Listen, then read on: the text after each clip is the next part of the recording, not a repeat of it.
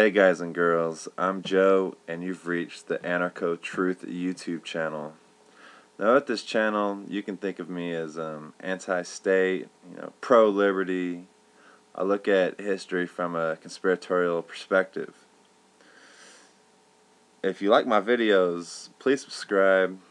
But for this video I'm going to be going over an article published on Activist Post today, December 31st.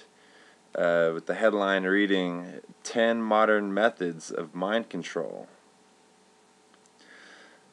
Now, I've been noticing a lot of mind control lately, guys. I can't look at the TV or watch a movie without seeing the conditioning. My mind has been opened big time concerning the pop music industry thanks to people like Alan Watt and various others on YouTube. I think I was always instinctively on guard against mind control. I always hated commercials growing up, I'd watch these commercials as a young teenager, and eventually I came to despise them because they were so dumbed down and annoying. And today it's even worse, whether it's a sitcom, a reality TV, or like a mainstream cop drama, it's all dumbing down, annoying, and propagandizing. Now, from the article, 10 Modern Methods of Mind Control, towards the beginning it says, quote, "For as long as man has pursued power over the masses, mind control has been orchestrated by those who study human behavior in order to bend large populations to the will of a small elite group. Today we have entered a perilous phase where mind control has taken on a physical, scientific dimension that threatens to become a permanent state if we do not become aware of the tools at the disposal of the technocratic dictatorship unfolding on a worldwide scale." Unquote.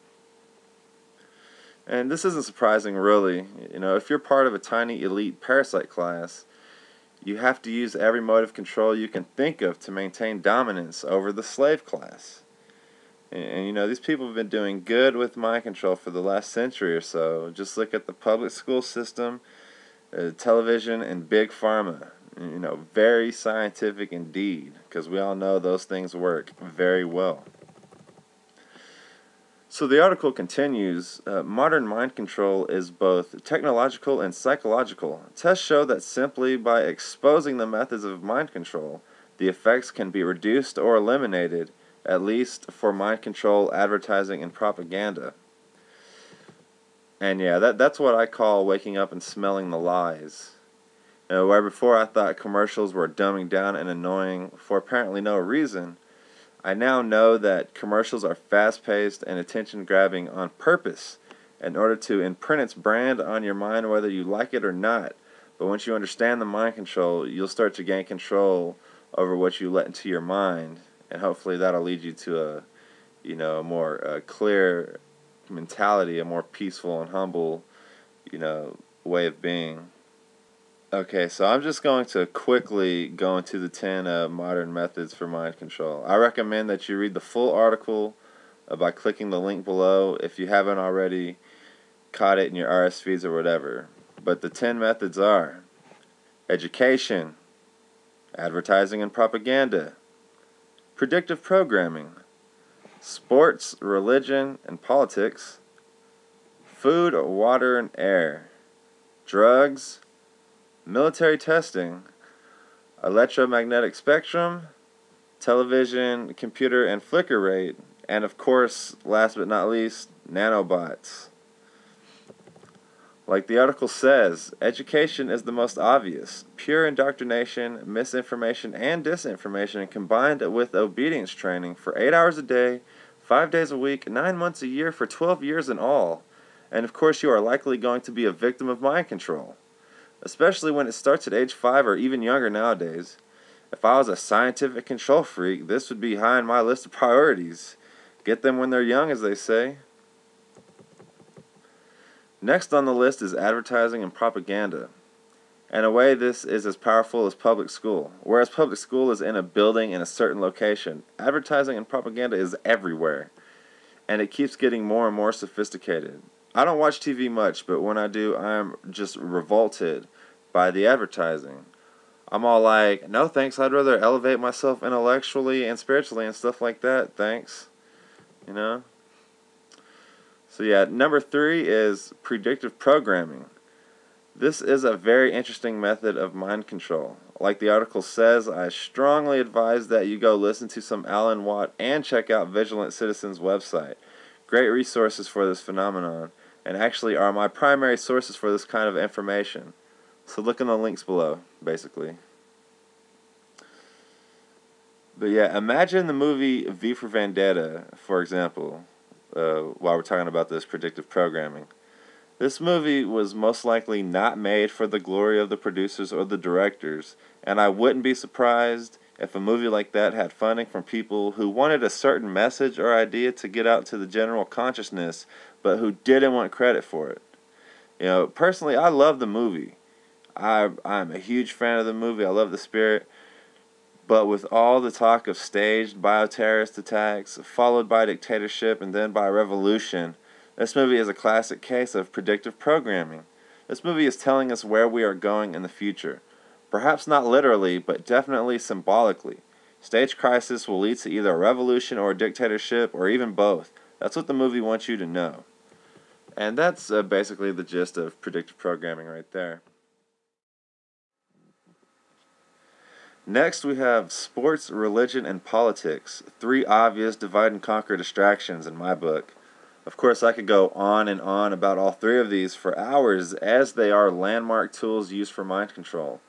They all present endless reasons for people to argue and bicker, and go to war in the case of politics and religion. And of course, sports are just emulations of warfare. I stay away from all 3 of these things if I can. It's just not what I'm into, and it doesn't really fit into my lifestyle. And number 5 is food, water, and air, because the world is being poisoned in a way that makes you feel like the New World Order already won a long time ago. The FDA, Monsanto, aspartame, MSG, Coke, Pepsi, processed meat, vaccines, and of course chemtrails. It's everywhere. It's impossible to dodge it all. They are poisoning the hell out of us. Next on the list is drugs, which ties into big pharma and psychiatry. They will invent psychological disorders and use the TV to instruct you to get a prescription from your doctor. Didn't the CIA use LSD to work on methods of mind control in the 60s? Drugs, it seems, are a classic tool. Most of the population is drugged on alcohol and painkillers and couldn't give a damn about the loss of liberty. You know, because that's not what's cool. 7 is military testing. Who knows what kind of weird stuff they've done to all the soldiers? It could be said that even basic training is a form of mind control and indoctrination. It worked on me for a few years even. But, you know, that's just soft core. I never had any kind of hardcore mind control experiments done on me. But I shudder to think what the militaries have done to the soldiers, especially the militaries that are under dictatorships. You know, even though we pretty much are under a dictatorship. But you know what I mean, the hardcore ones. But yeah, it gets a little more out there with number 8, the electromagnetic spectrum. It seems that there's nothing you can do about this one besides literally wearing a tinfoil hat. Damn you, HARP, and damn you, AT&T and Verizon, ruining everything. 9 is television, computer, and flicker rate. I haven't seen the flickering on a computer screen that you would see on a TV. Anywho, I keep my TV off. I don't even like to watch people watch TV. It's just creepy how they sit there passively. Now, I know I'm not much better for having spent much of my life doing the exact same thing. But now that I know the deal about TV, it just creeps me out how people can spend most of their entire lives watching TV. There's a clear victory for the social engineers with the TV. And of course, finally, we have none other than nanobots. The article says that nanobots are on the way, but if you listen to people like Alan Watt, Bill Cooper, and others, you'll be wondering if nanotechnology has been around for a long time already. They say the elite has a 50 to 100 year lead on the public in terms of science and technology. This would lead me to think that nanobots are already here. I can imagine how nanobots would be used to track your body and all that good stuff. But I can't imagine how it could control your mind. And the implications of that are very disturbing. The article says it best at the end. Quote, a concerted effort is underway to manage and predict human behavior so that the social scientists and the dictatorial elite can control the masses and protect themselves from the fallout of a fully awake, free humanity. Only by waking up to their attempts to put us to sleep do we stand a chance of preserving our free will, unquote. And all I have to say in conclusion is that mind control is everywhere, especially if you're the type of person who can see it.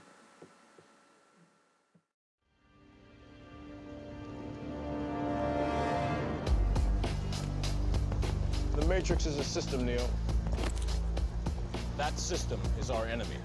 But when you're inside, you look around, what do you see? Businessmen, teachers, lawyers, carpenters, the very minds of the people we are trying to save. But until we do, these people are still a part of that system, and that makes them our enemy. You have to understand, most of these people are not ready to be unplugged. And many of them are so inert, so hopelessly dependent on the system, that they will fight to protect it. Were you listening to me, Neo? Or were you looking at the woman in the red dress? I was. Look again.